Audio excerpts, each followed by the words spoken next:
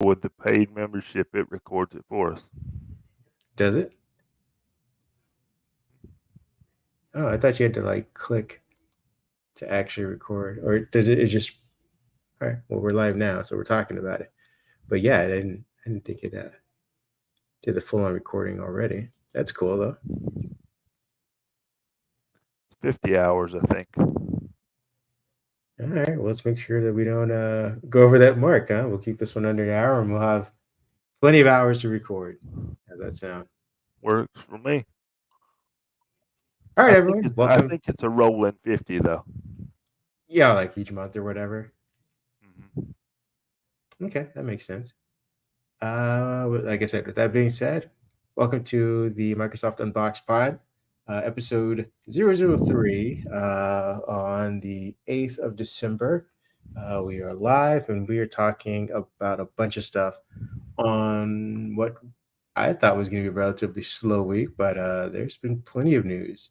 We'll be covering the GTA 6 trailer because we have some predictions on how big that could be for Microsoft and Xbox Game Pass or whatnot. We'll be talking also about a feature-heavy dev build that came out for Windows and going over a lot of what's in that and what that means for the future of Windows as well. We'll be talking about Microsoft celebrating Copilot after its 1 year announcement slash slow rollout implementation. Microsoft's giving itself a pat on the back for that.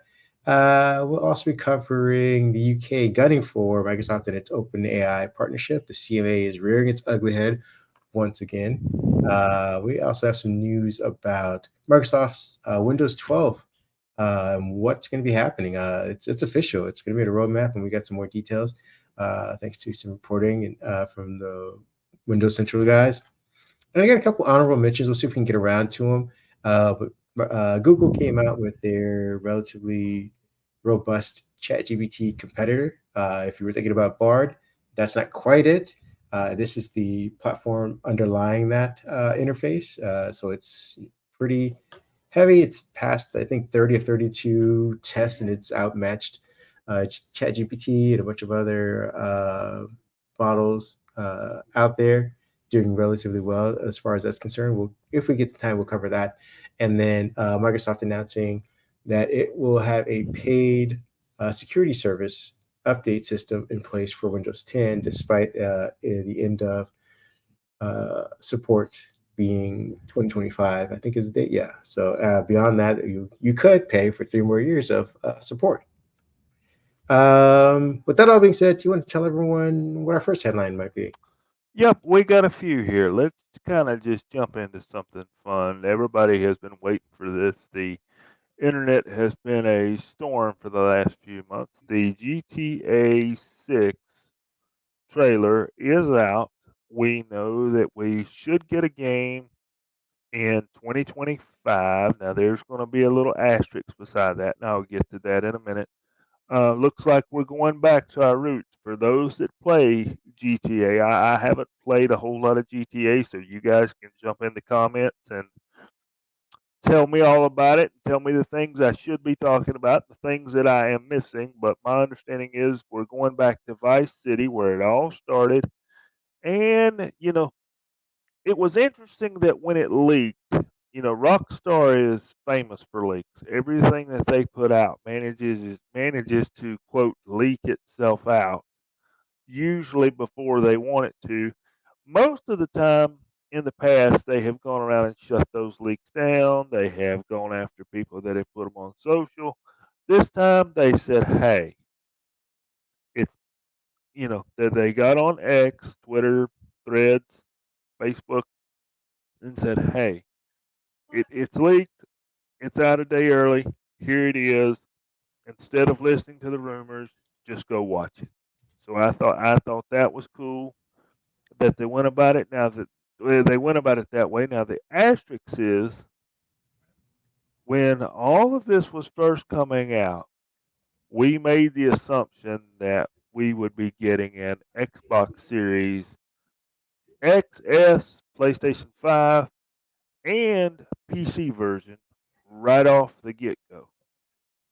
And we're hearing right now that the PC version might not come see us until 2026 because there's certain unique things about the PC version. And again, you folks can tell me in the comments maybe what some of those things are um, that they want to make sure is ready and they want to make sure it's working. So, from a Microsoft point of view, we know how big Grand Theft Auto is. We know how big that series has always been. Are we talking about we're going to get a year of exclusive console GTA? If so, that's that could be a big deal for Microsoft. Yeah, I mean, I don't know if we're going to get any type of exclusives from the game or whatnot for Microsoft in particular, because Rockstar, they kind of command the space. You might be able to pay to play. I think the biggest thing for Microsoft, and has always been the case for these Grand Theft Auto games, is the modding that happens on PC. It doesn't happen anywhere else in particular. Like, you don't get the same kind of mods you get for Grand Theft Auto, on the console. So if you're a PC player and you have Game Pass or whatever, you're gonna have a great experience, and it depends on how quickly the mods get out. That's always the issue. I think we have GTA 5, which has been online for, I don't know, the last 7 years or something like that, quite a while. And the mods have become ridiculous. They're really great. They're awesome. But again, it's an experience you can only get on PC, really. And so if you are Microsoft, you have to pitch that. That is um, your upsell without necessarily having to buy exclusives like you would, or compete financially against Sony.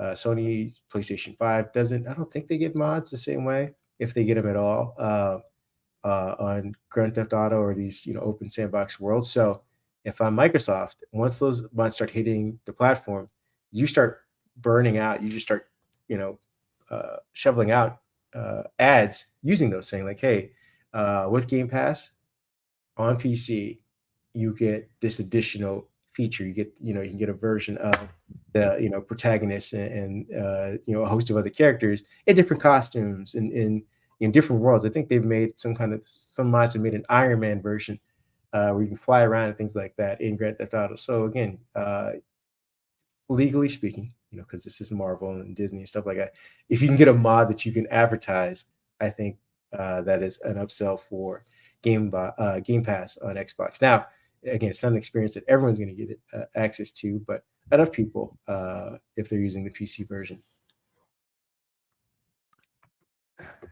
You know, I have a weird feeling, and maybe I need to back up and explain maybe a little bit better about what I meant for exclusivity. I don't Okay. think Microsoft necessarily is getting anything exclusive that nobody else is getting because Sony is technically getting the same thing. What I meant by that was the PC market, because of mods that you mentioned, is huge. I mean, the PC players for Grand Theft Auto series go all out. And if we're getting the PC version in 2026 and the Xbox version in 2025, there's a whole year there that the console crowd can pull people in, whether it's Game Pass, whether it's PlayStation, because the Grand Theft audience is going to be clamoring for the game. Even the PC players, even the diehard PC players that say, "Look, I only play Grand Theft Auto on PC." The ones that don't have those consoles, or if they're an Xbox player and Game Pass, Grand Theft Auto shows up in Game Pass, the sales are going to be made there for those consoles for that year. That's the exclusivity for consoles in general that I was referring to. Now, Okay. does it Yeah. does it hurt the PC to come a year later because there's going to be a lot of players that go, well, I don't mod. I've invested in my console over here. I've invested in my title for the console, so I'm not going to go buy the PC version. So that's something to consider. Again, this is to your point, I think this could work in Microsoft's favor because you can play if your setup is, you sit at a desk and you have a dedicated room area that's set up based via your PC, like the monitor, the tower, the keyboard, mice and stuff. You might not be able to get that mice and keyboard feel, but you can still sit there on your PC, whatever your gaming monitor is, in that room, playing the game via Game Pass. So it's unfortunate that you won't be able to have the tactile relationship you had with other Grand Theft Auto games in the first year. But if you had Game Pass, you could stream it to that exact device in that That's exact true. area and get a very familiar feel of gameplay for however long it takes for it to actually land on PC, where you can do your keyboard shortcuts and mouse triggers and things like that. So again, this is still another advantage to having Game Pass for Microsoft over PlayStation necessarily. Again, which is isolated to the console for right now. We'll see if they can get it out of that weird handheld that they have, or on their VR headset or something like that. But I mean, we're still, what is it, a year out from this At game, so least who knows? Who knows if they can get a PC version up and running? Uh, within maybe a month or two after the release. It isn't to say that it's going to take a full year, another full 2 years or whatever for people to play the PC version at some point. We are making a lot of assumptions based on the time frame. Who knows? Maybe they're not even done with the game until close to 2020, the middle of 2025 or whatever, and by that time they'll have a PC version set to be released within 6 months of that. So either way, we are officially getting one. We knew that it was coming. We saw the leaked information, I think, last year, which was unfortunate for people who like to keep these things kind of spoiler free. But I mean, the game looks really good. I it does. enjoyed playing five. I still play it from time to time. Rockstar's won me over with the Red Dead Redemption as well series. So I look forward to this. I also live in Florida, and practically every shot that they had is from stories in Florida. I'll see if I can find someone on Twitter had made a like a side by side comparison of the screenshots for the game and the story that actually happened in real life, and it was, like I said, it's almost spot on. And it's amazing how Interesting. detailed the game can be. So I look forward to also all of the new upcoming Florida Man stories that will be part of this game going forward. I didn't know that. That was I'm gonna call it a tweet still. I think it's called a post now, but I'm gonna still call it a tweet. I Yeah. hadn't seen that, and I knew being in Vice City, I was gonna ask Oh, you were there any I think I found it. Hold similarities. on a second. Let's see. Let me start from the beginning for everybody here, and turn the volume down so that we don't get any copyrights on it, shall I? Yeah, Let's let's turn that see. volume down and show our viewers here what we're talking about. If you can get your hands on it. Yeah, I got it, ladies and gentlemen. And so, like I said, if you have any questions while you're playing the game, I will be online to walk you through all of the hysteria and craziness of Grand Theft Auto in Florida. So here's for those of you who are listening to us, because we will be trying to put this up on Spotify and all the other places you can actually listen to a podcast. Someone grabbed, like I said, shot for shot, the headlines and the stories that the trailer has. I will also try and drop this in maybe our show notes so you can go watch it for yourself. But it is, like I said, it is a one for one of each and every one of them. Yeah, I don't know. If you could attest to it, you can give me a thumbs up or not if you're seeing the likeness. I can. And it's kind of hard to tell which one is, because the graphics are so great in this game. Which one is the game and which one is the headline for some of Yeah, these that's what I was gonna situations? say. Which is which? I think the bottom ones are the real ones. Like that alligator going into the store. That one I was like, oh, that looks like the real one. But anyway, that's our Grand Theft Auto story. Thank you for listening for that one. We will be covering that in the weeks and months and year to come. Uh, let's get on to our next headline, shall we? Let's do and it. it's a little less fun, I guess, so to speak. Depends on how you view it. But Microsoft celebrated Copilot, 1 year of Copilot. And I believe you wrote about this, so I will let you take the lead on it for a little bit. If you want me to jump in, I can start helping out, talking about some of these new features that should be coming. Doesn't seem like it's been a year, folks. I mean, Right. this AI thing came very quick and very sudden. I don't think when any of us went into 2022 and now 2023, one that we didn't even know what that AI was a thing. We kept hearing the buzzword, but we didn't know that it was going to be the bam in your face type stuff. And we didn't know Microsoft was going to have something called Copilot. We didn't know Google was going to have something called Bard and their AI that you'll talk about in a minute. But yep, we've been doing this a year, and since we've been doing this a year, Microsoft is having a little celebration and giving us new features. They're giving us GPT-4 Turbo, which allows us to do more complex, longer tasks such as writing code. That'll be with us in the next few weeks. They're giving us a new Dolly 3 model that allows us to ask for more complex graphics, more complex drawings at higher resolutions. Let's see, we've got a better code interpreter. Now, for you developers out there, myself included, I can't wait to get my hands on this because some of the current code interpretation that's in some of these AI models that we have is just flat out amazing and something I use on a regular basis. This new model will be able to use data analysis, visualization math, and Microsoft was quick to let us know that the Python environment used runs in a container on top of guess what? Azure. So, we're getting the actual Python compiler from the sounds of it. Now, something that kind of a little weird here to me anyway. You'll be able to use Copilot for analyzing your videos. For example, if you're watching the YouTube video of Satya Nadella's latest keynote, you can ask Copilot to summarize what you see in the video and summarize screenshots.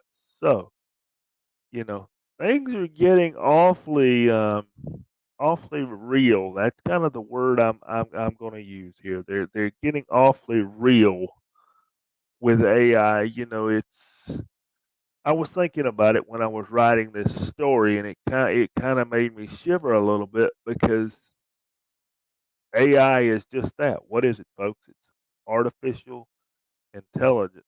And as these models are quickly advancing, it's almost becoming more and more human-like to where you've actually, got something there you can have a quote unquote conversation with, for lack of a better term, about what you have asked it and continue to ask those questions in more deeper, complex ways and get better and different responses. So, this is what we've done in year one. Can you imagine where we're going to be in year two? Because year one has gone basically from nothing to this. Where are we even next year this time? When it comes to Windows, we're talking about where we're going to be in 5 years, where we're going to be in 10 years. When it comes to PCs, where are we going to be in 5 years? Where are we going to be in 10 years? AI, where are we going to be next year? Where are we going to be in 6 months from now? This stuff is coming very quick, very fast from all sides, all models. I mean, there's some controversy about it. We'll talk about here in a minute, too.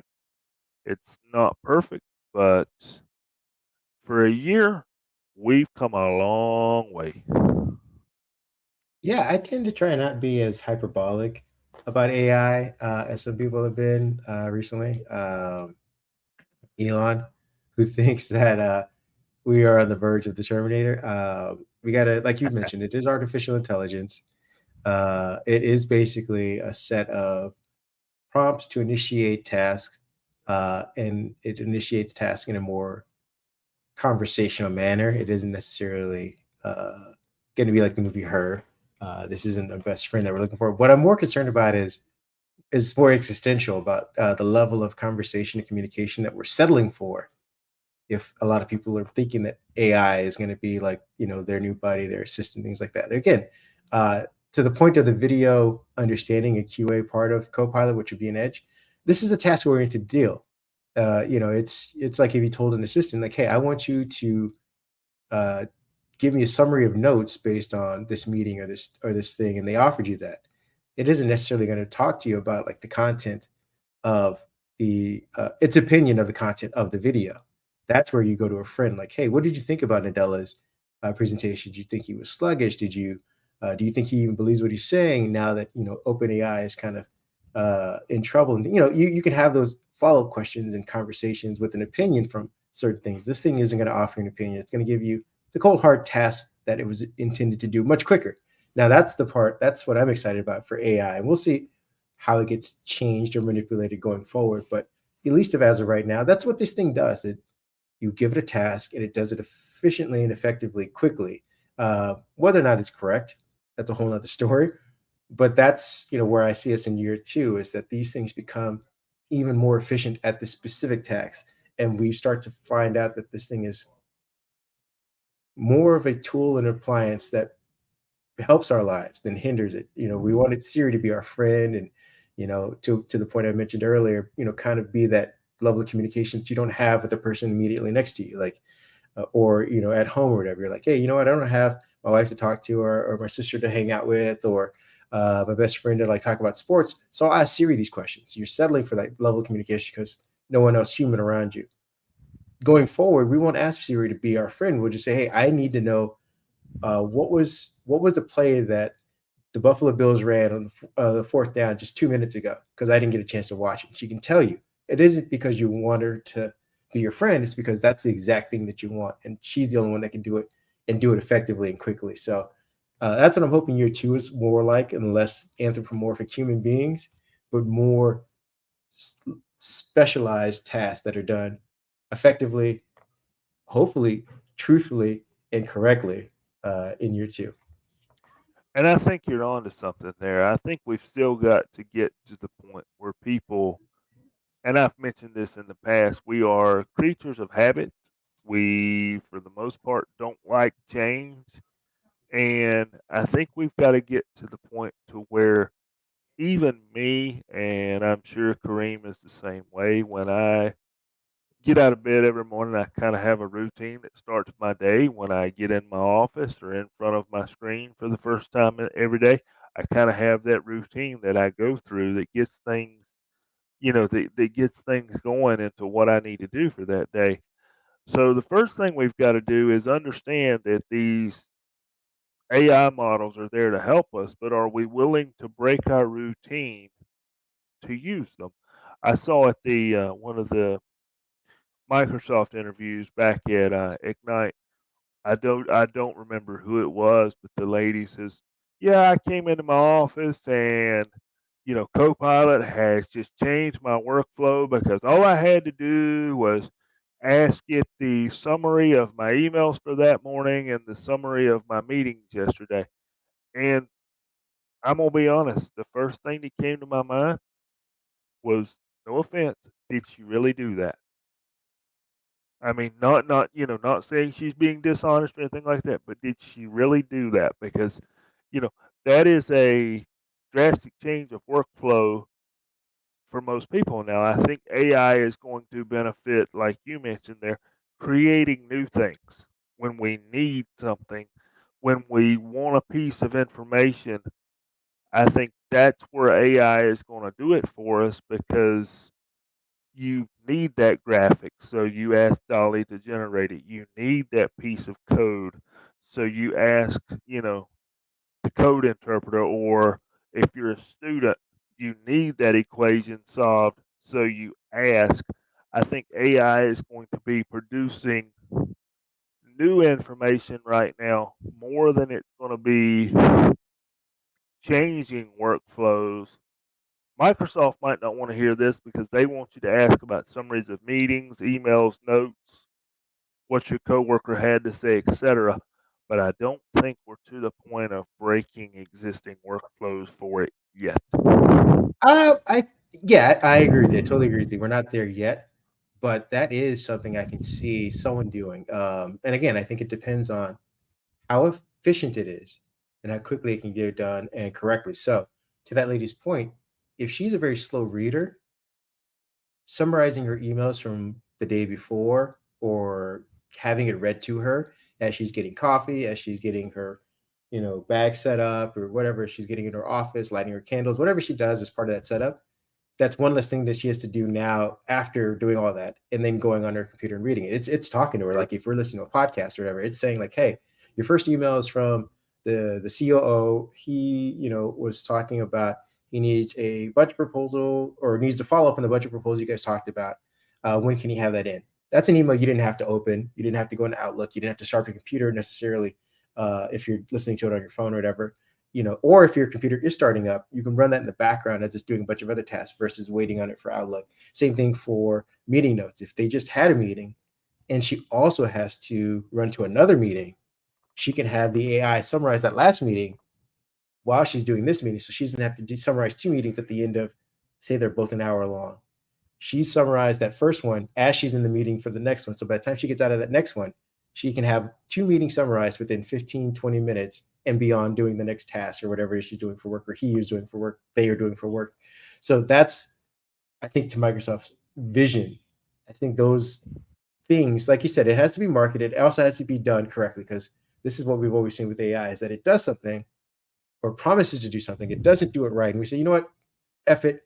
I could have done it myself much faster. It's like the same thing your parents do when they ask you, like, hey, go take out the trash, and you take out half the trash, or you didn't tie the trash, and now it's spilled everywhere. It's like, I could have just done it myself.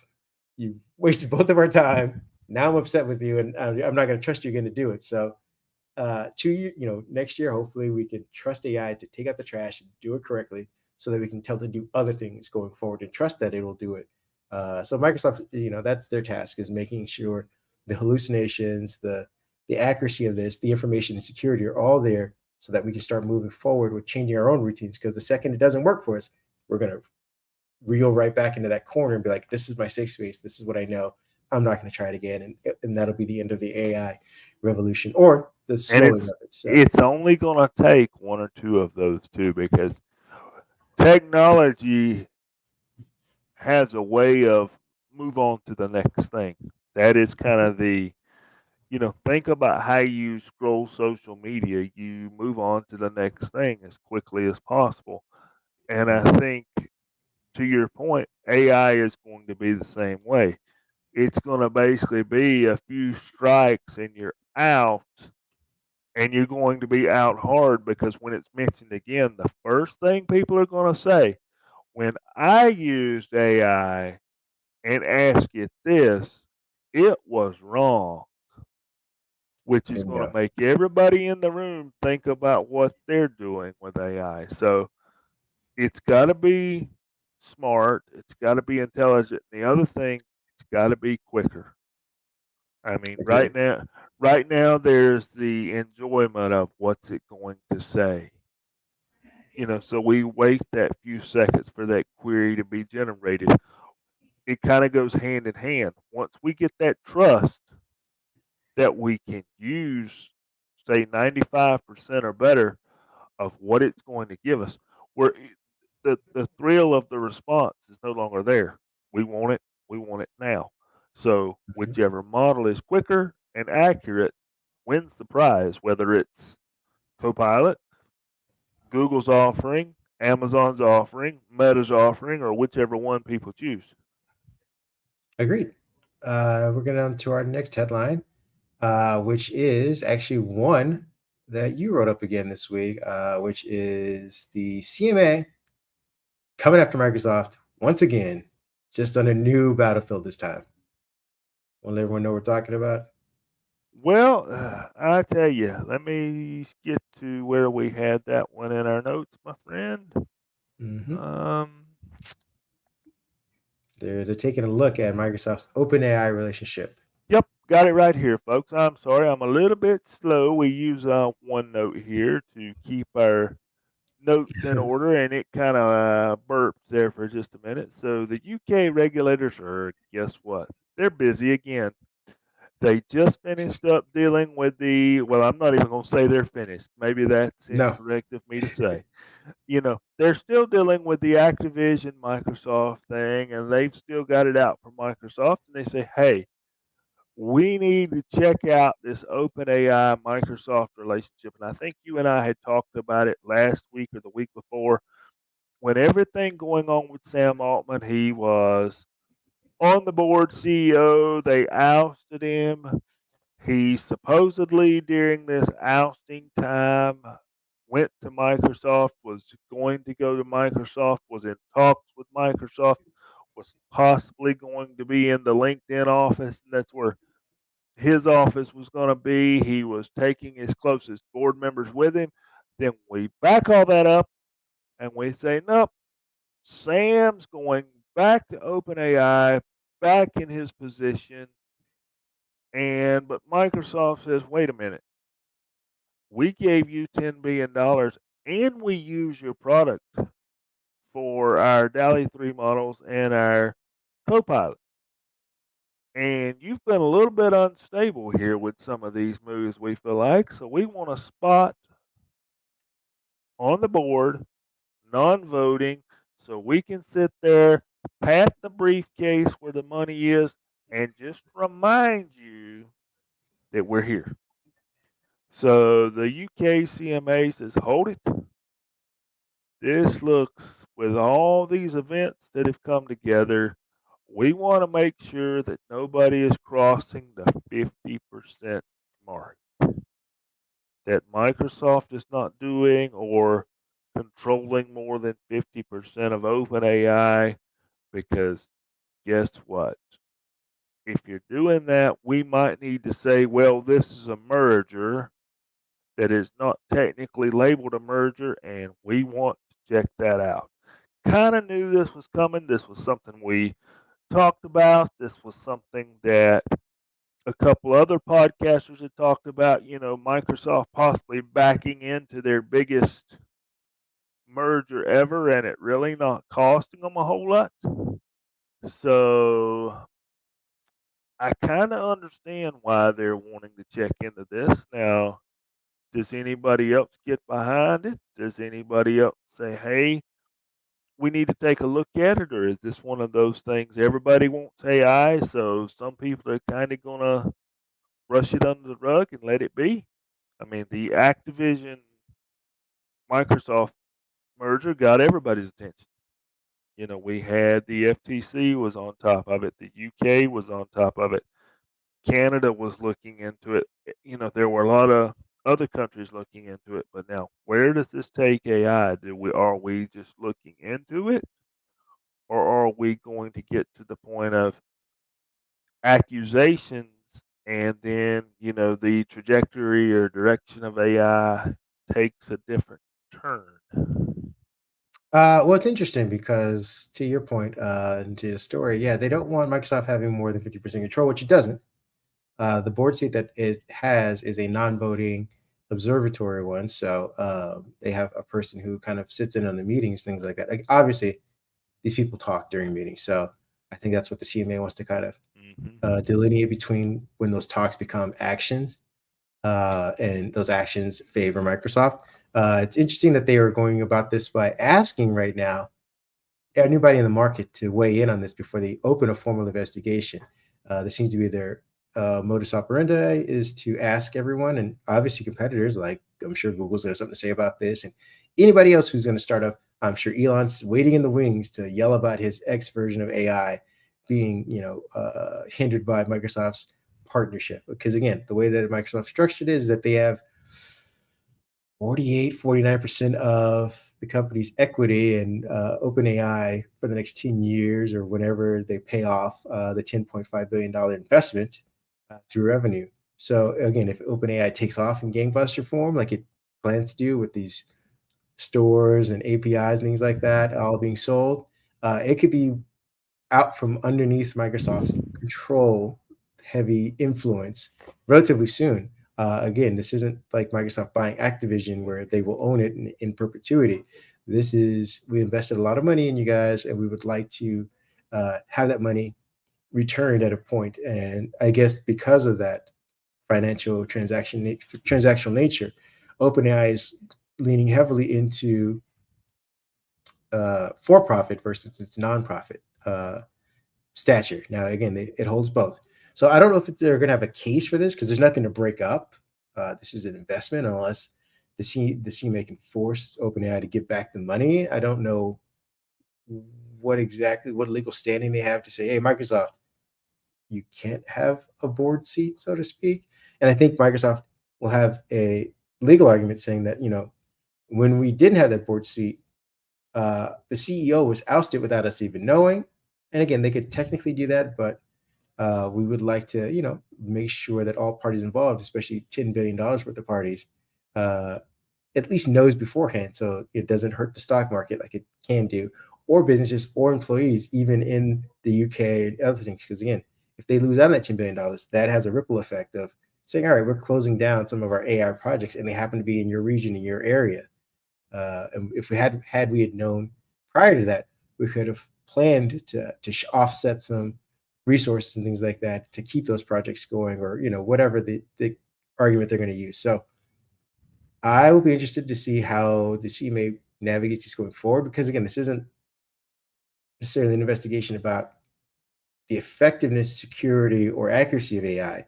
It's about Microsoft's potential merger or overbearing shadow on this particular partnership. So I think they need to, gather the information from competitors, whatever they say, and then pivot to say, all right, how do we want to regulate artificial intelligence going forward? I think there's going to be, I think that's a good segue there. I think there's going to be a lot of regulation, and maybe to back up on our previous story about where are we going to be in a year, I think next year may be the year of regulation. Right now, AI is very free flowing, and I have seen some politicians even mention, hey, we might need to keep an eye on what AI is doing over here for consumer safety. And I don't think anybody knows what the regulations need to be yet or what we want them to be, because we're still in the infancy stage of what AI is. And I don't think everybody yet, even Microsoft and those that are building it, have a full grasp on what AI can be. So, kind of to your point, I think the CMA is going to watch. I think they're going to watch very closely. And by next year, this time, do we have regulations on your model can do this, your model can do that, or if your model does this, then these are the checks and balances that's in place that we need you to follow, because the last thing we want is for these AI models to be giving too many opinions, first of all, because those opinions came from some person or code. And then, secondly, we don't want them spewing inaccuracies, because we've got to remember there's a lot of high dollar business transactions that could change. There's so much that could change. Educators are using AI, students are using AI. I'm in North Carolina. We know the capital is Raleigh, but maybe there's somebody that doesn't know that. So they ask AI, and it says the capital is Charlotte, North Carolina.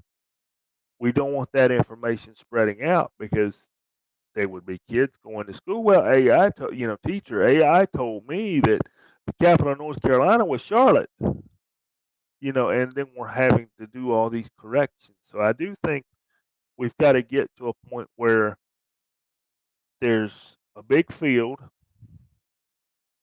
everybody plays in the same field, and you do what you want. If you want to be more code based, if you want to be business based, if you want to be, you know, everyday based. And I think, that's what you have got up for the Google model coming up. There's various levels of AI services, and I think we may get to that point where there's consumer, maybe there's an educational in there, maybe there's a business, and then maybe there's an enterprise.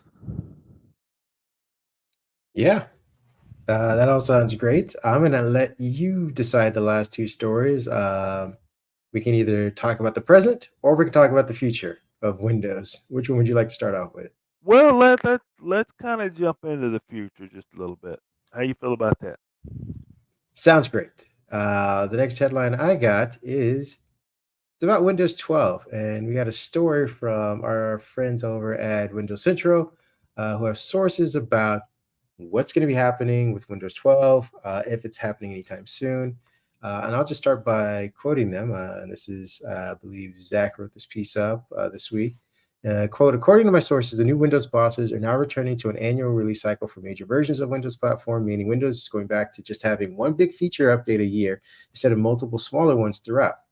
Microsoft may still use moment updates sparingly, but they will no longer be primarily delivery vehicles for the new features going forward. So we will have Windows 12. The changes are said to take effect after Hudson Valley launches in 2024. Zach is expecting at least one more moments update for the current version of Windows 11. So again, that might be in the spring of 2024, I believe. Which sources say will ship. Oh, there we go, February or March timeframe, early next year. So I guess it's still is that winter, beginning of end of winter, early spring or whatever. Hmm. The roadmap for Hudson Valley is also quite interesting. The update is expected to ship with the Germanium platform release, which is set to reach RTM milestone in April. However, the Hudson Valley update itself won't be finalized until August and won't begin shipping as an update for existing PCs until September or October timeframe. So, uh, Windows 12 will be around, or at least starting with I guess the summer, end of summer ish for everybody. So we went from not knowing if there's even going to be a Windows 12 to now having a time frame for it, which is pretty great. Just like Cobalt, the Sun Valley release in 2021, Microsoft will continue working on Hudson Valley over the summer for as many features are developed independently from the platform. Now, this means, again, getting a lot of stuff through the Microsoft Store probably. With that said, Zach has also heard from OEMs will be shipping new ARM hardware with their Germanium preloaded as soon as June of 2024. He says the sources for the reason is that Qualcomm's new Snapdragon X Elite chips which depend on the platform advancement coming with Microsoft's Germanium. That means new OEMs can't ship X Elite hardware with the current version of Windows 11 because it's going to switch over to Windows 12, which will trigger all of the AI features that everyone's expecting to come with this. So for the first time, Microsoft will ship a new version of Windows platform before the next client update is ready.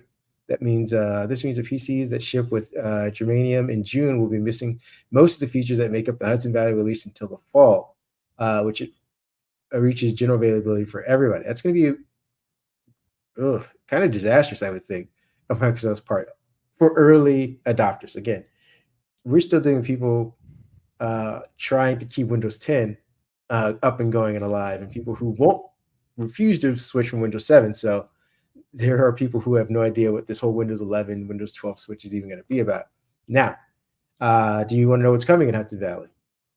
I do. You have perked my interest here and got my opinions stewing. So please continue.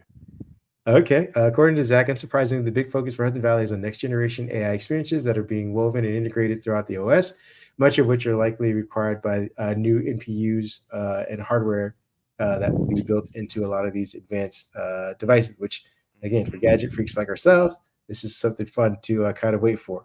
According to resources, Microsoft's blockbuster new feature will be the introduction of an AI powered Windows shell, enhanced with the advanced copilot that's able to constantly work in the background and enhance search jumpstart projects or workflows, understand context, and much more. Sources that are working on the AI features are talking about.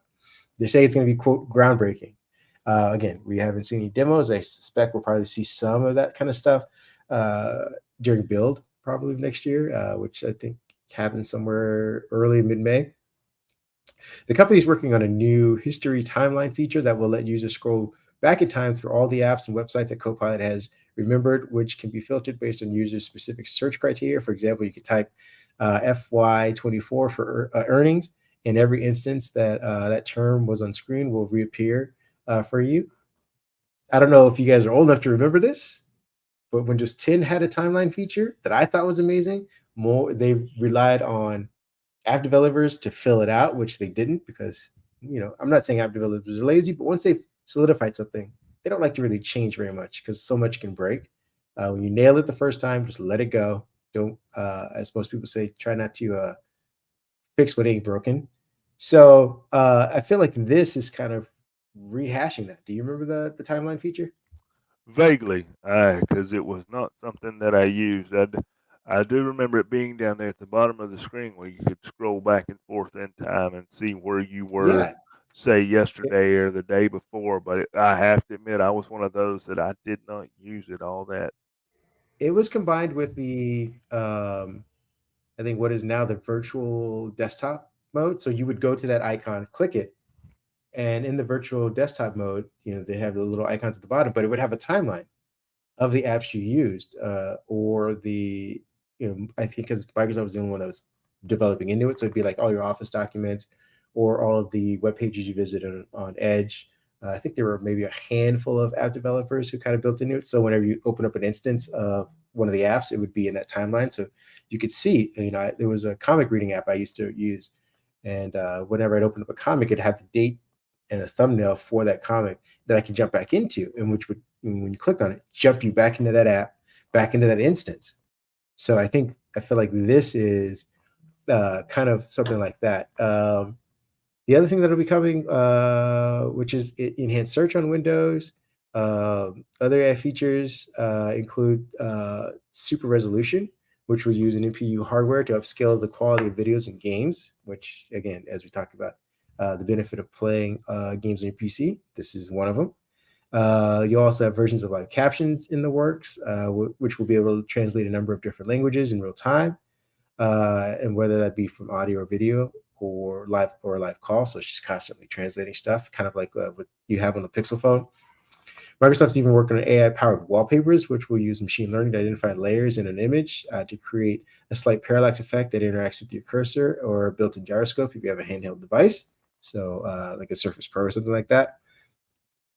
Outside of AI, Microsoft wants to add a dedicated creators area for the Start menu and File Explorer, which will congregate all Microsoft services that let you create things in one place. So Clipchamp and Microsoft Designer and Microsoft is a creator, image creator, will Yeah. probably all be in there.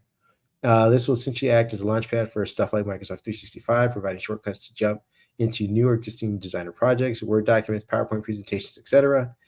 Zach also hears that they're working on several key improvements to Energy Saver, which you can never have too much or too little development on saving us battery. That should extend battery life up to 50% on certain hardware. That sounds over ambitious, but Yes. I would like to see it. There's also a new green power feature in the works, which will try to charge your device when Windows detects that the power is pulling from the wall and it's renewable, which that's good, smart stuff. When will Hudson Valley be in Windows 12? That's a big question that remains. Uh, with the new version of Windows 11 based on the Germanium platform release, or will Microsoft go all in and announce Windows 12? His sources say that Microsoft has become weary of further fragmentation of of the Windows user base with another product release. So Windows, I think, sits at 1.4 billion users, 400 million of which are on Windows 11. That means there are about 1 billion Windows 10 users, a large percentage of which cannot upgrade to Windows 11 or beyond, which is, kind of what we had in that honorable mention story about Windows 10 getting extended end of life support or whatever. With that in mind, shipping the next release as a Windows 12 would be detrimental to Microsoft's goal of reducing fragmentation and getting everyone back on the same version of Windows.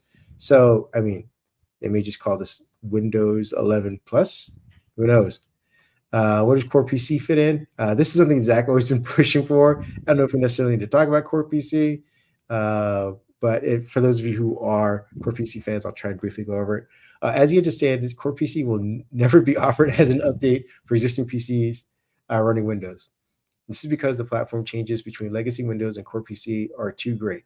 So there's no direct upgrade path. Core PC and legacy Windows will exist side by side, as adoptions of core PC will only take place as people purchase new hardware with it.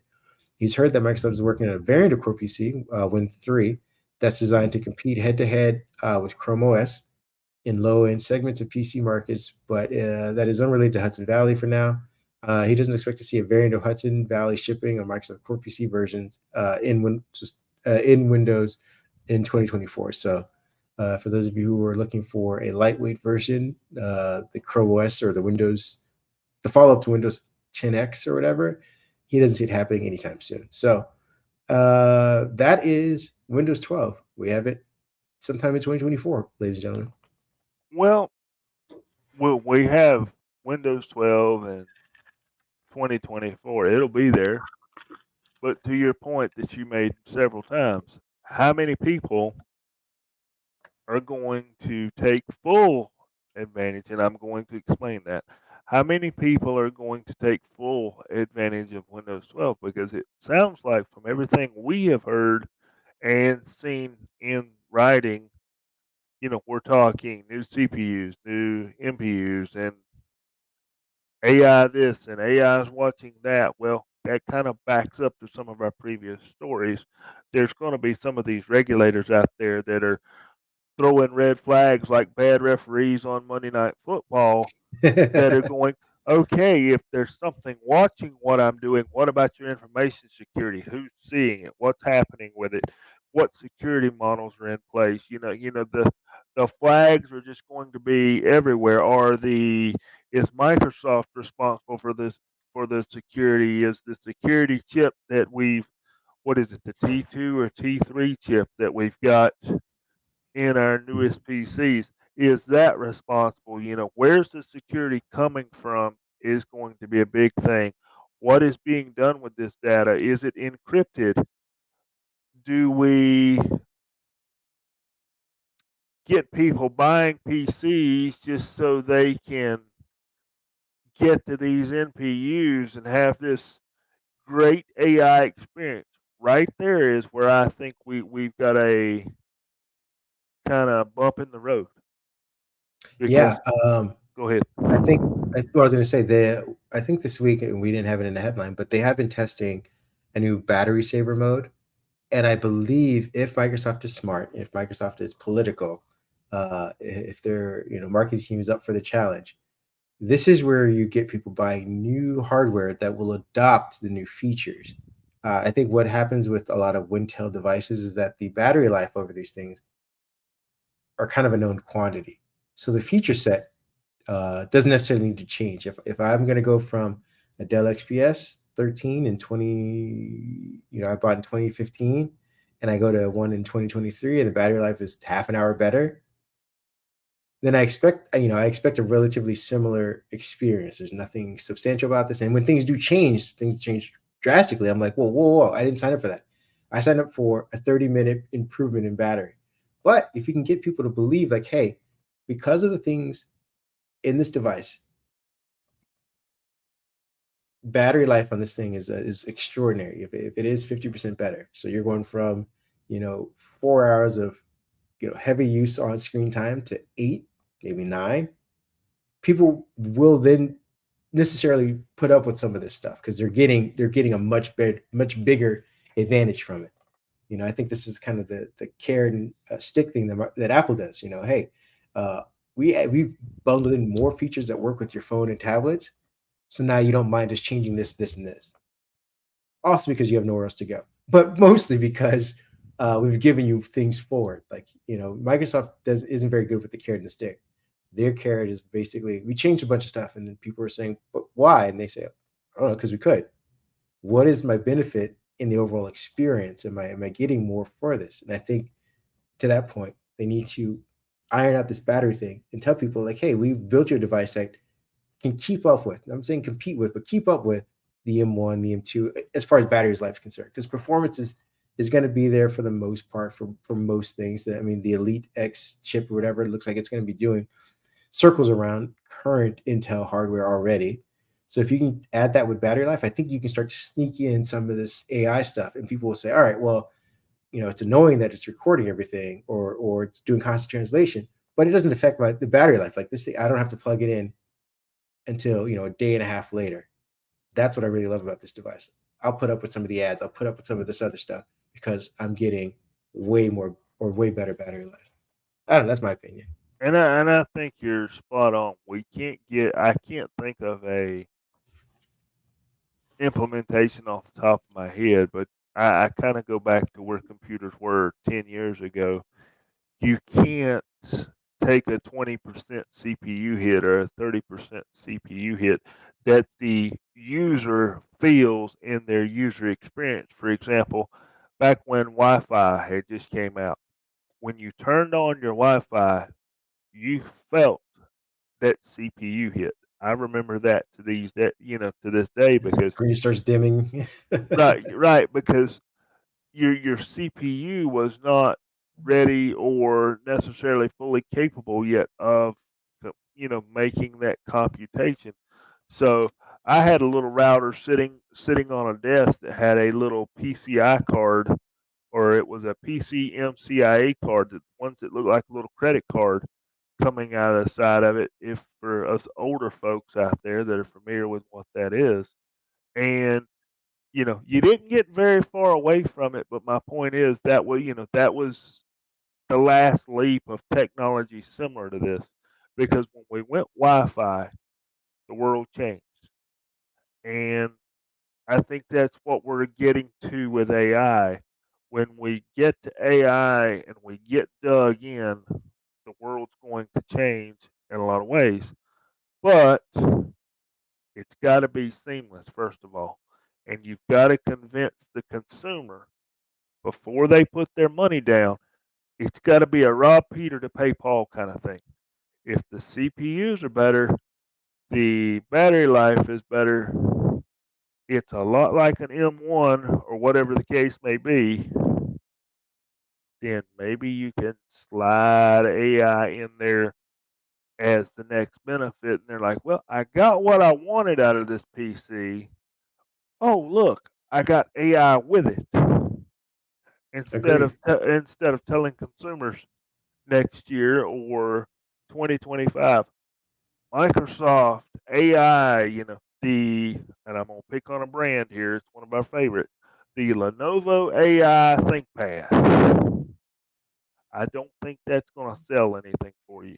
I, Uh, yeah. To your point, though, I think we always have our buddy Paul Thurrott who's always harping on ads.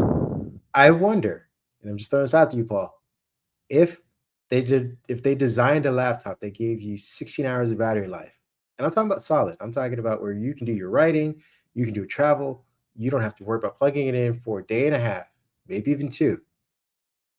Would you put up with the app installs on the start screen? I'm not saying they're putting them on your desktop or anything like that. They're just icons that say, "Hey, install this app," or they give you notifications about updating your OneDrive. Would you put up with that for a 16-hour laptop solid every time? I feel like a lot of people would, because a lot of people are putting up with it now, and they're getting barely any benefit. Imagine if you could sell people on AI saying like, "Hey, not only do you get 16 hours of battery life, but you get this little thing on the side of your computer that will create Excel graphs and charts for you for some of the P&Ls or financing things that you have. You can get a whole visualization of your finances over the last year if you've been keeping track of them in Excel. That's in addition to 16 hours of battery life. That's the seller, 16 hours of battery life, and everything else in addition. So that's where I think Microsoft needs to focus its efforts, its development, its marketing, battery, battery, battery, and the AI stuff will fall where it may later on. I would move on. Go ahead if you have one last thing to wrap it up. yeah, I do, because I kind of like where you went with that, because it's kind of like buying. I reviewed a tablet, and I love this little tablet several months ago from Robo and Collar, which is a company that a lot of people haven't heard of. And just a quick 30 seconds.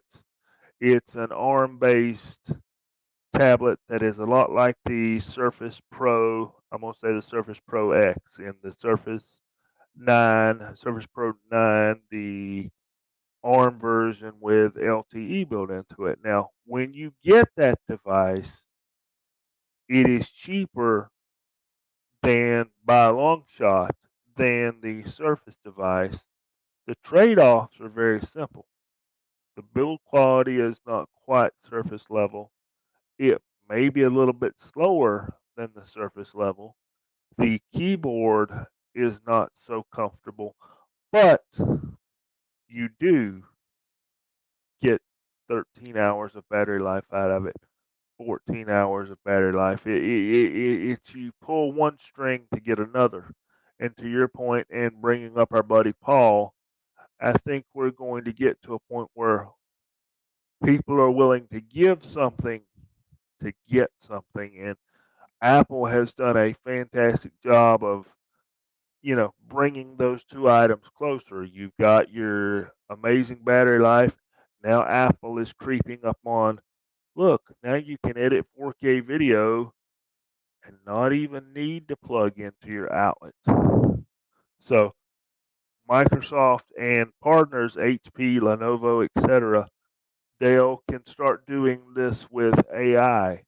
Look, fantastic machine, lots of power, good battery life, but you happen to get this thing called Copilot over here on the side.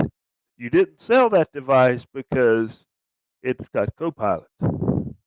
You sold that device because it had 16 hours of battery life, 18 hours of battery life, and you could actually do something with that battery life and not be sitting there at 20% brightness, 720p YouTube video going, I gotta make it through the day. It's gotta get me to the end of the workday. So, that's why a Paul Thurrott, love you, Paul. That's why you go buy that device. And I think that's where the OEMs need to do their work with the chip makers and then let Microsoft come in and say, hey, now here's the software component with that. I totally agree. We're going to wrap this pod up with our last bit of information, our last headline, which is jumping back into the present. We were in the future. We were in 2024, living the AI life. We're going to come back to 2023, which is another 3 weeks worth, and talk about the new build for Windows, which is build 23601, which is, I think, aimed at the dev channel, if I'm not mistaken, which brought a bunch of new features, actually, a bunch of new improvements. To start off with, we have Windows 365 boot, which will now allow people to boot into the Windows 365 cloud PCs designated in company-owned devices.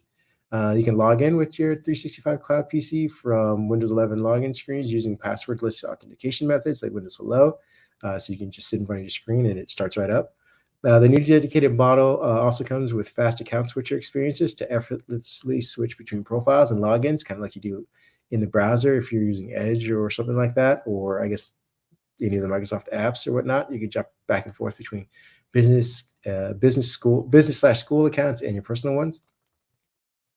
Another update they got is customized company logo and names for Windows 365 boot. In the share mode, organizations can now customize the logo page to include their own company branding for Intune, which, aesthetically speaking, is just something you might want to do. It ingratiates people into the company, makes them feel like they're part of it, more than just being loaned a piece of software and hardware. There's fail-fast mechanisms for Windows 365 boot. You no longer need to wait to sign in for the signing process to the cloud PC to complete only to find out that Windows 365 boot failed due to network issues and incomplete setups. You'll get a much faster, smarter, proactive prompt to say, hey, you need to, this is not going to work. Go fix the credentials or whatever it is you need to do beforehand. This is the screen that a lot of people are greeted with, which is annoying. You're also getting the ability to manage local PC settings through Windows 365 boot. The feature is now easier for people to access and manage sounds, displays, and other device settings of the local PC directly from the cloud, again, through this new 365 boot setup. Some of the new other features, improvements to Windows 365 Switch. This follows improvements that were beginning to roll out to 365 Switch, I believe, earlier this year. You get improved disconnect experience from Windows 365 Switch. You can now disconnect from the cloud PC directly from your local PC. This can be done going to local PC / task view / right click on the cloud PC button and disconnect. So it's kind of like the plug and play that you have for the USB devices. When you go down to the bottom of your screen on a Windows device and want to make sure you safely unplug your USB without, instead of like me, where you just yank it out and hope for the best. Guilty. There's a desktop. What's up? Yeah, exactly. I think we all are. Desktop indicators to difference between cloud PC and local PCs for Windows 365 Switch as another thing. Windows will, this is what Windows says. We'll see how it actually performs, but they say it'll gracefully handle increased connections from increased connection time from Windows 365 Switch to frontline cloud PCs. You'll now be able to see updates regarding the cloud PC connection status and the connection timeout indicators while waiting for the connection screen. Again, these are all just kind of, if you're playing a video game, these are the load screens that give you valuable information. Hopefully they won't take as long. They're improving discoverability of screencasting in Windows 11 with this new build. Casting for Windows PC allows, obviously to kind of cast to devices that have, what is it? What is the casting protocol called for Windows now? Mira, Mirra. There we go. After trying some improvements in the experience for the Windows Dev channel, they're making some additional refinements to improve that. When multitasking activities on your PC, such as often switching between windows to complete the task using Snap Assist, this should be, hopefully the lag is not there, because there is a bit of lag when you're mirror casting. Now, they've also updated the cast cloud and quick settings. Again, I believe, what were they, charms in Windows 8? And I don't even know if they got a name in Windows 10, but this new action settings will now appear at the bottom, which again, they're stuffing a lot in there, but there's a new dedicated cast version, which will have all of the places you can cast to in there, kind of like your Wi-Fi settings. One of the biggest features came, which is the new settings for the widgets board. They've updated the widget settings experience, providing more ways for users to customize their widget board experience. One of the new settings enables you just to show widgets on your widget board, and another makes it easier for you to discover how to personalize your feed. I've been kind of tweaking those. I've also just been using Bing in general, so it feeds off of that because I use the same Microsoft account. So for those of you who are only getting, I think it was who was it? Was it Paul? Might have been Kip. It might have actually been Kip, who was getting like girls in bikinis for all this time. It was Not to say that Kip was always looking at girls in bikinis, but I do believe, because he never used Bing, that may have been the default. They might have identified him as an adult male and was like, hey, this is what he might like. But if you actually use it, you'll get some of the stories that you kind of want. They've also got a bunch of general improvements and changes that you can kind of go to the Microsoft blog to find out about. One of the other things you might notice, visually speaking, is the Copilot in Windows. They're trying to unlock Copilot in the Windows and Windows Insider versions. What that means is basically pulling it from the right side of the screen, essentially. This allows users access to Copilot while minimizing disruption to other activities. So you can basically resize Copilot window for a more comfortable experience. So it doesn't just take that 1/8 view that it always takes up. You can simply click and drag the edge of the Copilot window to adjust it with your needs. For those of you listening, you can't see it. There is a little icon. It looks like any of the icons to close or reopen hamburger menus, so to speak. It'll be visible there. That way, it's one of the first indicators that you have the new build. And again, you can resize the Copilot window to your liking. Windows Share now supports sharing with WhatsApp under the Share menu section. So those of you who are using WhatsApp, probably those of you internationally speaking, that's got to be something kind of new and fun to use. Nearby sharing, they're saying they're introducing that. You can identify that in the settings, systems, and nearby sharing. You can toggle that on, and you can also rename your PC while you're doing it. Narrator got some improvements, and then there's a bunch of fixes to Copilot, Start menu, File Explorer, Taskbar, Task Manager settings. One of the known issues is when first launching or after refreshing Copilot in Windows while using voice access, you'll need to use show grid commands to click the to click in and ask me anything box for the first time, basically to restart it. So if you're using it in voice access mode, uh, before the update, you'll have to then go into the update and go into show grids in order for Copilot to show up. Otherwise, it won't. Again, some other known issues for the widgets. The Notepad app. I don't know if you had a chance to read about that, but Notepad was updated, Did you? and you could basically, yeah, it's pretty cool. You could do file modifications directly from the File Explorer for Notepad. Right click on any file or multiple files in File Explorer to find it. The other thing I think Notepad got was character count. So you can keep track, and for those of you who are developers or whatever, I'm sure this is very important. Keep track of your document's length with new character count display in the status bar when text is selected. Again, or if you just really need to like pull something from the internet, figure out how many characters is in it. You can. That was always my like quick to do, like dropping in uh, Notepad and get figure it out that way. So those are just some of the other things. I think Microsoft Store got updated, and it's basically got some new animations plus quick install mode. And it's called Install as you browse, introducing another quick way to get your favorite products. You can now install directly while browsing. Simply browse through the store's home, apps, or games pages. Hover over a product with the click install button and start clicking it from there. So again, you don't need to necessarily go to the dedicated page, which I'm sure developers really hate that. But if you're looking for reviews or information, but if you just want to lower the level of friction between downloading something, this is a great way to do it. They're improving discoverability of instant games. A few months ago, Microsoft Store introduced games that can be played without downloading.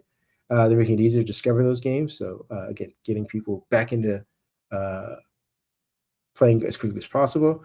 Performance while browsing, we made some performance improvements in Microsoft Store that will make it smoother. Again, these are the animation things I was just talking about.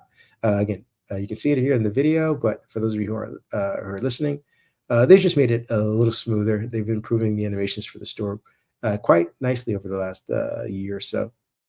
There's some things for developers. You can download the latest Windows Insider SDK, I believe. Now, SDK NuGet and UGET packages are now also flighting. If you're interested in that, you can get .NET TFM packages for use for your .NET apps if you're looking to update those or just start working on them. C++ packages for Win32 headers or something else I believe you can get.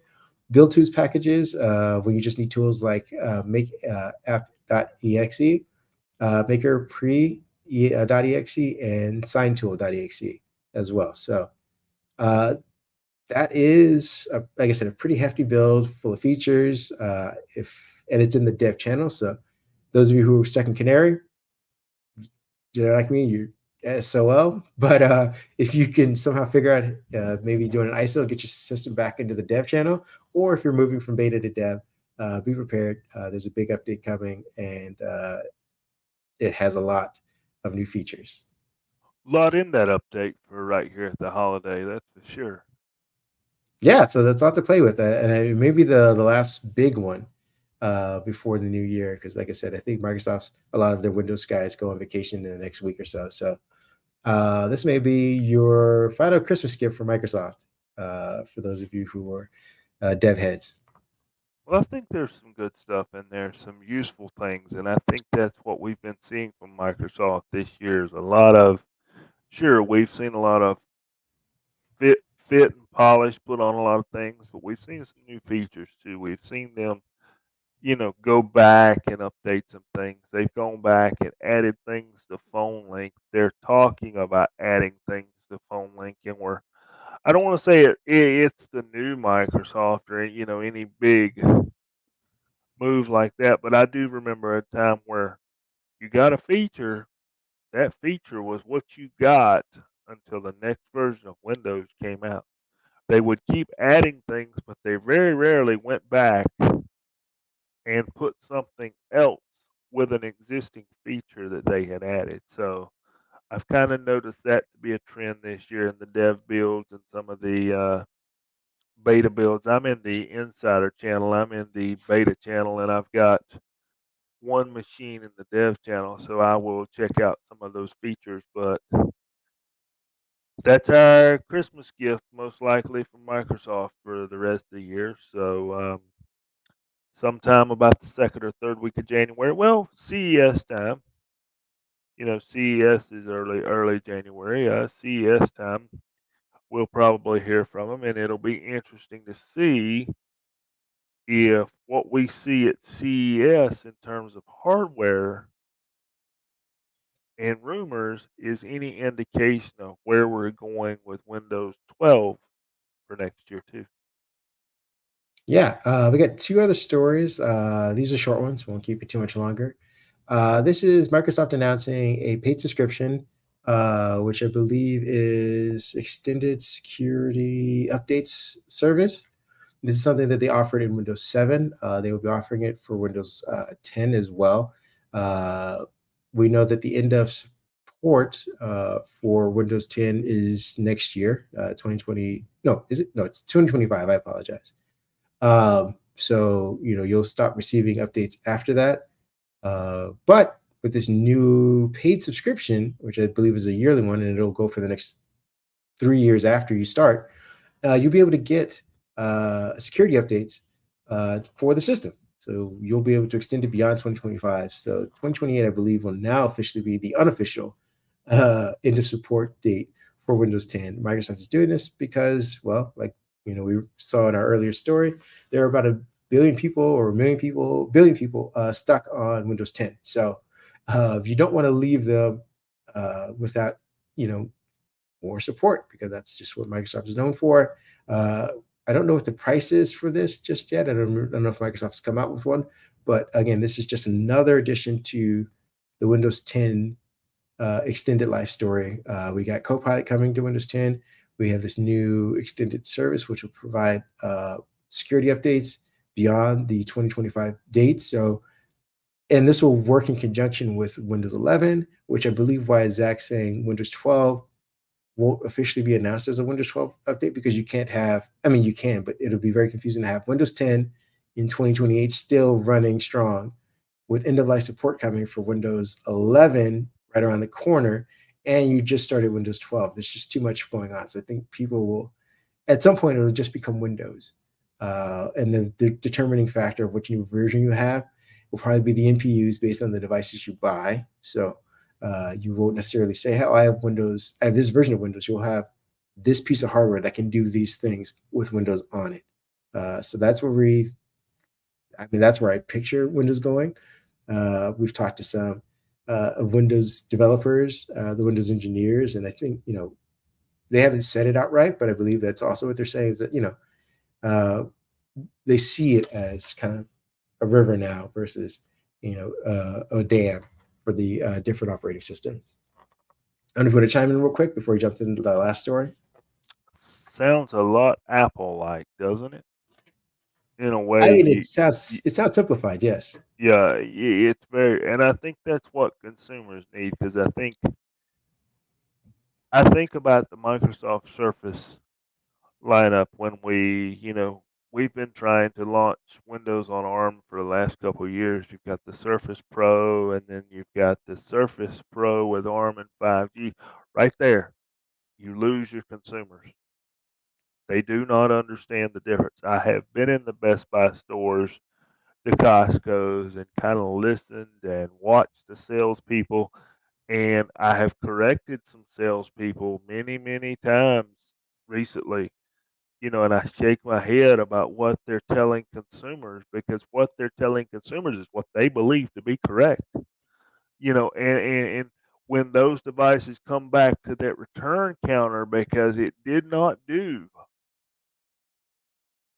what that salesperson said, there's a problem.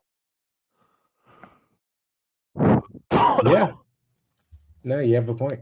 So, I mean, like I said, we got Windows 10, new service. For those of you who are on Windows 10 that were complaining to your bosses are complaining to you, or your IT admin was walking around with his chest puffed up and very turning red because he was upset about the change, they can ease off for the next 3 years. The last story we have is Google's Gemini. Its big Chat GPT competitor is now rolling out. They've broken it into three versions. They have basically a mobile version, consumer version, and a pro version of this Gemini generative AI. It's, according to them, blowing every benchmark out of the water. It will be better in many ways than ChatGPT 4. I think they're measuring themselves against. I don't know if it's against 4 Turbo, what the difference is, but all their models that they ran with this new Gemini version, which is a multi-model version, have outclassed human and earlier versions of ChatGPT. So again, they're coming out swinging very hard. The versions will be called Ultra, Pro, and Nano. I believe the Pixel 8 will be getting a version of Nano sometime next year. So that'll be interesting. Oh, I take that back. No, yeah, that's right. Nano will be coming out next year. The Pro version will be available through Gemini APIs starting on the 13th, I believe, in the Google's AI Studio. It is also going to be trickling into all of many facets of their services like search, Google Ads, translate, maps, and whatnot. So we're going to be getting a lot of this Gemini throughout. It's going to be updating the user interface for Bard. I think that's one of the most recognizable changes people will see more immediately. It should be able to do, I think, advanced image recognition and some other things as well. I just brought this up because this is a comparison to, I believe Microsoft is moving to move to GPT-4. I don't know what plans are for 5 and if and when that will come to Windows 12 or whatever. But if Gemini is as good as it says it is, and Google can roll it out in a concerted way, it'll be interesting to see how next year rolls up, because we had Microsoft kind of by itself, tap dancing all over Google. Google finally woke up, and I believe they're going to try and resume their position as the bigger brother in this thing. And as Satya Nadella, yeah, they made Google dance, but maybe Google is actually just a good dancer, and that could be an issue. Well, something, we are, the title of our website is Microsoft Unboxed, right? We are Microsoft fanatics. We don't, it's not that we don't cover Google, it's just not our main focus. But I think what we have to remember is most people still use Google Chrome and still go to google.com to do their searching. And when they type in a search box on their devices, it leads them to Google in most cases. And those that use Edge often reset the search engine from Bing to Google. And, there are reasons for that. We're not going to get into that. But I think Google has got a good chance here to cause Microsoft a lot of heartache, because they have access to most people's habits. They have access to how we search. They have access to our algorithms as users, as searchers, as information gatherers, as, how we process things. And, you know, they are baked into the devices, the Android devices. They see how we do things on mobile. They've got the Google Cloud out there that, can give Microsoft a good argument over infrastructure. Now what they're using for GPUs or stuff like that, we don't know. But from a software point of view, Google has two habits. They're either late to the party, which they are here, or they come to the party early. They have a preview product that disappears 6 months later. They are known for throwing products out, Google Stadia being one of those. So, you Too soon. kind Too soon. yeah, you kind of have That to. was an you unwarranted jab. Where's the flag at? Hey, you got a yeah, flag? It's a flag on the play. Unnecessary roughness.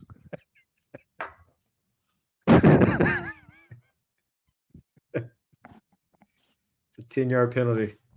Repeat your statement.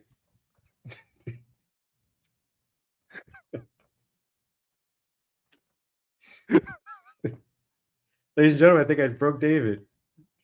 It took a year. It took a year, but I got it done.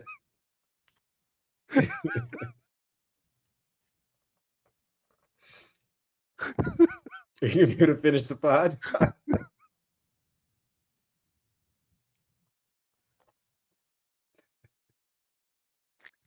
Oh, jeez. That was good. That was good. But what I was getting at before my lovely co-host here kind of got me a little got me a little sidetracked. Google has a way of when they wait and they're late in the game, when they bring it, they really bring it. I mean, Gmail being one of those. Hotmail was Yeah. first. You know, we had Hotmail, we had Windows Live Mail or something like that, and then we had what we call Outlook. Well, Mhm. Gmail came, had the ability to search where people could easily find what they were looking for when they were searching 100,000 emails. Mhm. My inbox, personal inbox, has 456,000 emails in it. I've been a user since '06. I can still search those emails today and find something that I needed from 2, 3, 4, 5 years ago. So my point being, Microsoft, Google is late to the game, but I feel like they are bringing a competing product to the table, and they have access to all types of devices. They're going to have access to your browser. They're going to put that extension in your Edge browser. They're going to put that extension in your Google Chrome browser. They're going to put it on your phone. They're going to put it on your Chromebook. So, you know, Microsoft says we're focused on Windows. Google has always been, we're focused on everybody. We want everybody, not just our Chromebook users over here, not just our Android users, not just our Apple users. We want them all. So that may be Google's play. We've got a good model. According to what you just said, they're fast. They're, able to do a lot, according to Google. Nobody has actually used it yet, but according to Google, they are better than what's currently out there. So is the Microsoft Google rivalry going to be kind of stirred a little bit? And we're back to choosing. Remember the old war? Am I choosing Google Chrome or am I choosing Internet Explorer? We know how that went. So Yeah, and are we choosing Copilot or are we choosing Gemini?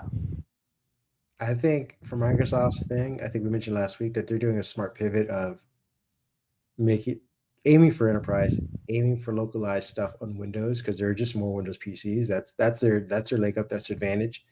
Avoiding the being chat consumerization of it, competing head to head with Bard because Bard, like you said, will be on devices that Microsoft doesn't have access to. It's in the lives of people more readily in the Chrome browser, but where Chrome falls a bit short is office productivity, so to speak.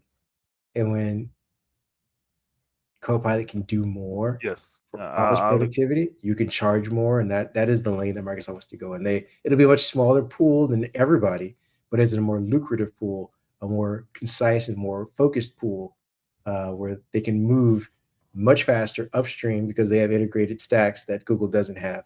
So we'll see. We'll see if they continue to try and push it as a consumer friendly I thing, or if want this just to becomes make one statement here to let our viewers think about it for a week. Maybe they'll leave us something in the comments here. I've been thinking about this all week.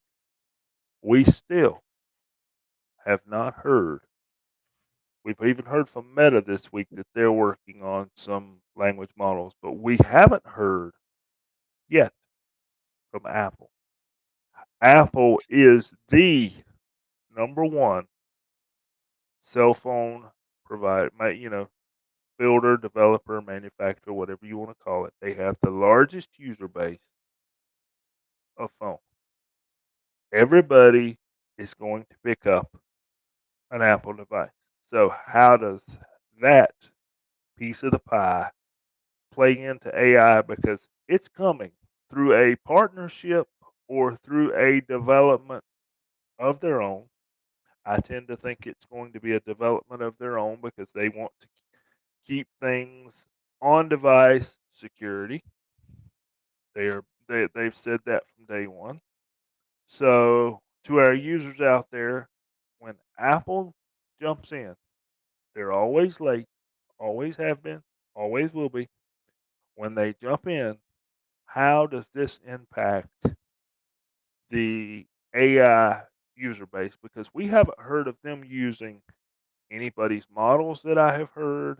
We haven't heard them say, "Yeah, we've licensed OpenAI, we've licensed this," or we haven't heard anything. So how will they impact AI and the user base? Because all they've got to do is say, "Hey, here's AI version XYZ powered by Apple." Put their buzzword on it, and it's now on all of your iOS devices. How does that impact where AI goes next year? It's a good question. We'll leave our guests with that. I'll leave them with one word to think about as well: Siri. With that being said, we'd like to thank everybody for joining us for a very what we thought was going to be a short one, but nice sized podcast. We don't know if we'll be here next week because holidays are coming up. We don't know if you guys even want to bother hearing us while you travel or make your last shopping trips or whatnot. But we will keep you updated. Visit the site Microsoft Unboxed to find out about more information for the week, if there's more stories coming out, whether or not we'll have a pod or whatnot. But as of today, we'd like to thank you for joining us. Where can people find you at? David PHA1978 over there on the Twitters. And if my wonderful co host will remind me, I promise to get the same thing on a Threads account this week. You can find me at Mindhead1. I believe that is right Yep. there. Yep. I just got an invite to Blue Skies. You're not going to find me there because no one's there, but you can find me at Kareem Anderson on Threads as well. So um, take care, everyone. Be safe. Enjoy your holidays. Enjoy your vacations if you have any coming up. Uh, also, enjoy your Microsoft Windows stuff. Take care, folks. We appreciate you joining us.